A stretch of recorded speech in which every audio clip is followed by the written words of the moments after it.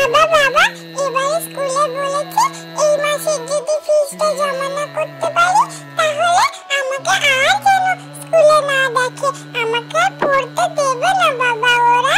আমি কি করে স্কুলে যাব, কি করে আমি পড়াশোনা করব? তারা যে শুনলো না আমার কথা। মারে, তুই চিন্তা করিস না, যেমন করেই হোক এই মাসের বেতনটা আমি ঠিক তোর স্কুলে দিয়ে আসবো। তুই একদম চিন্তা করিস না মা। যা, তুই এখন গিয়ে বরং পড়াশোনা কর, আমি দেখছি কি করা যায়।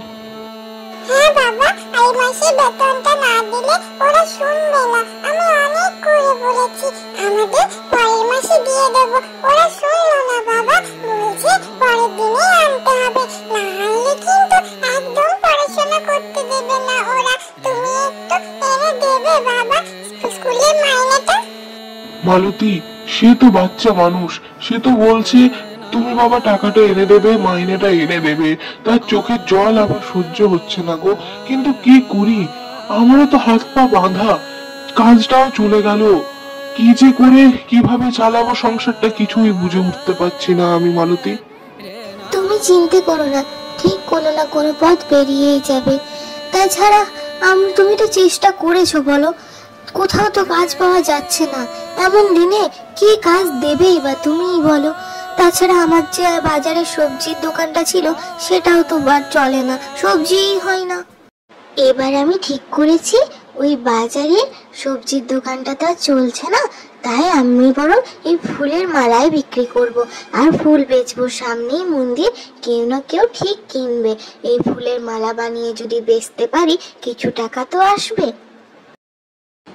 কই কেউ আছো বাড়িতে? আমাকে দুটোই ভিক্ষা দাও। এই এই বুড়ো মানুষকে দুটি ভিক্ষা দাও। সকাল থেকে না খেয়ে ঘুরে বেড়াচ্ছি, পথে পথে কেউ দুটো ভিক্ষা দেয় না। কে আছো মা? দাও, দুটি ভিক্ষা দাও এই গরিবকে। এই দুপুরবেলায় আবার কে এলো এই সময়?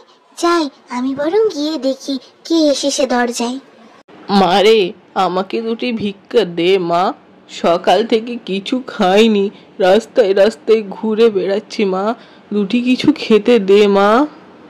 আপনি বরং একটু বসুন এখানে, আমি দেখছি বাড়িতে কি আছে। যা একটুকুনি থাকবে সেটাই আপনাকে দেওয়ার চেষ্টা করব। আপনি বরং বসুন, যাই আমি গিয়ে দেখি। এই দুপুরবেলায় কিছু তো দেবই আপনাকে।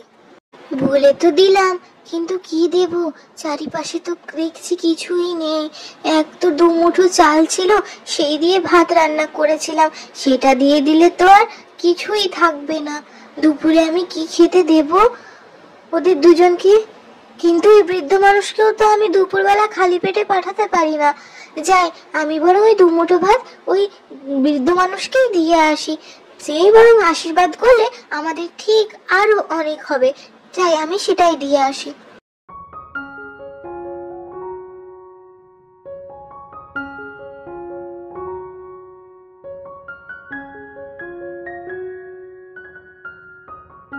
এই নিন আপনার খাবার। দুমুঠো চাল দিয়ে ভাত করেছিলাম, আর তেমন কিছু করিনি, ওই সামান্য জল ঢেলে খাওয়ার জন্য। আসলে সেমনি অবস্থা তো নেই এখন আর, তাই যতটুকু ছিল আপনাকে দিলাম। পরের বার হয়তো আবার অন্য কিছু আরো স্বাদ পদ যেন আপনাকে বানিয়ে খাওয়াতে পারি, সেই আশীর্বাদই করুন বাবা, তাতেই হবে। এই নিন, আপনি বরং এইটা খেয়ে নিন ঝটপট। মারে, তোর মন খুব সরল রে মা। তুই দেখে নিস, তোর আর কোনোদিন খাওয়া পড়ার কষ্ট থাকবে না রে। আর আমি এই হাঁড়িকে নিয়ে গেলাম রে, আমি কাল দিয়ে যাব তোদের, তোরা চিন্তা করিস না। হ্যাঁ, আমি বাড়িতে গিয়ে এই বরং দুমুঠো ভাত খাবো। মালতী, খেতে দাও খেতে দাও, বড্ড খিদে পেয়েছে গো, প্রচুর খিদে পেয়েছে। পেটে যেন ইঁদুর ডন দিচ্ছে। দাও দাও, খেতে দাও। খেতে দেব মানে কি করে, কিভাবে? আসলে না, আজ দুপুরে আমার রান্না করতে পারিনি গো, আমি বুঝতে পারছি না কি করব। খেতে দেবে মানে রান্না হয়নি? আমি তো দুমুঠো চাল এনে দিয়েছিলাম বাজার থেকে। কেন তুমি ভাত রান্না করনি? সবজি না হয় নয় থাকো, ওই জল ঢেলেই ভাত খাওয়া যেত, একটু কাঁচা পেঁয়াজ আর মরিচ দিয়ে, তাহলেই তো হতো। আসলে একজন বৃদ্ধ বয়স্ক এসেছিলেন দুপুরবেলা, খাবার চাইতে। তাই ওই দুপুরবেলা তো কাউকে ফেরত দিতে পারি না, তাই না? ফিরিয়ে দিলে তো গৃহস্থের অকল্যাণ হয়, তাই তাকে ওই 2 মুঠো ভাত দিয়েছি। তবে উনি ভাতের সাথে না হাঁড়িখানাও নিয়ে গেছেন, কিছু বুঝতে পারলাম না। বলেছে দ্বিতীয় দিন দিয়ে যাবেন কালকে, কিন্তু বুঝে উঠতে পারলাম না কেন। এ তুমি কি করলে গিন্নি? তুমি হাঁড়িখানাও দিয়ে দিলে? ওই একটা হাঁড়িখানাই আমাদের সম্বল, ওটা ছাড়া তুমি ভাত রান্না করবে কি করে? কি যে বলবো তোমায়, এত সরল মনের হলে হয় না। যদি আবার হাঁড়িখানা ফেরত না দেয়, তাহলে ওই 15 টাকা দিয়ে হাঁড়িটা কিনতে হয়েছিল। ঠিক আছে মালতী, আমি একটু আমাদের ওই জমিটাতে গেলাম, দেখি কিছু ফসল ফলেছে কিনা, তাহলে দুটো রান্না করতে পারবে কিছু। আমি চললাম, তুমি দেখো যদি হাঁড়ি ফেরত পাও কিনা। এ কি অবস্থা জমির! এত বৃষ্টিতে সমস্ত ফসল ডুবে গেছে, কিভাবে হবে? সমস্ত শাকসবজি তো জলে পচে নষ্ট হয়ে গেছে। এবার তো আর বাজারের সবজির দোকানটাও থাকলো না। কি যে করি, কিভাবে সংসার চালাবো? হে প্রভু, তুমি মুখ তুলে চাও প্রভু।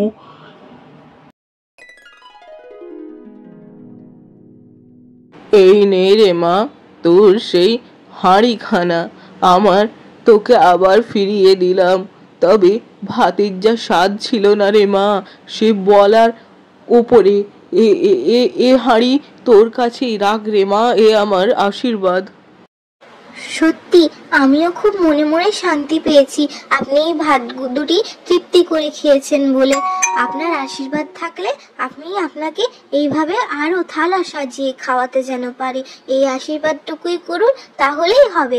আমি বরং আজকে গিয়ে দেখি কি কি রান্না হবে, বেলাও তো বাড়তে চললো। ওগো শুনছো, তোমায় আমি বলেছিলাম না ওই বৃদ্ধ মানুষ হাঁড়িখানা দিয়ে যাবে? দেখো ঠিক দিয়ে গেছে একদম। তবে জানো তো হাঁড়িখানা আগের থেকে আরো অনেক চকচক করছে, কিভাবে বুঝতে পারছি না। হ্যাঁ গিন্নি, ঠিকই তো বলেছো। তবে আসলে জানো তো, আজকাল মানুষকে বিশ্বাস করা যায় না, না? তাই ভেবেছিলাম হয়তো হাঁড়িখানা নিয়ে চলে গেছে আর ফেরত দেবে না আর কি। বাকি সত্যি খুব খুশি হলাম, এখনো মানুষ সৎ রয়েছে। যাই হোক, বড্ড খিদে পেয়েছে, দাও দাও, খেতে দাও দেখি। তোমাকে কি আর দুটো ভাত দেব? অনেকখানা ভাত রয়েছে, একটু দিই তোমাকে। আরো ভাত রয়েছে? তাহলে এতখানা চাল দিলেই বা কেন? 2 দিন রান্না হতো, 3টে তো মানুষ, এত চাল বেড়ে যাবে? না না, আমি তো বরং অন্য দিনের থেকে চালখানা কম দিয়েছিলাম। ভেবেছিলাম ওই কোনো রকমে একটু জল ঢেলে পান্তা ভাত খেয়ে নেব, কিন্তু জানি না কেন যেন ভাত শেষই হচ্ছে না, আরো 10 জন খাওয়ানো যাবে। তাই তো, ঠিকই তো বলেছো, আরো 10 জন খাওয়া যাবে মনে হচ্ছে। এ হাঁড়ির ভাতই তো শেষ হচ্ছে না। মানে এটা নিশ্চয়ই জাদুই হাঁড়ি হয়ে গেছে, বুঝলে তো? চকচক করছিল বলছিল না?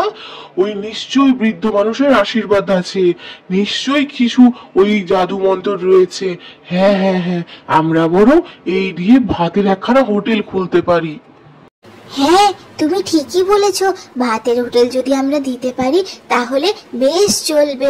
এমনি তো এখানে বন্যার সময় মানুষ কিনে খেতে বেশ সুবিধা হবে, মানুষ হোটেলে আসবে আর খেয়ে যাবে, আমরা বরং কম পয়সায় সকলকে খাওয়াবো। এইটা কিন্তু বেশ ভালো হবে, বুঝলে তো?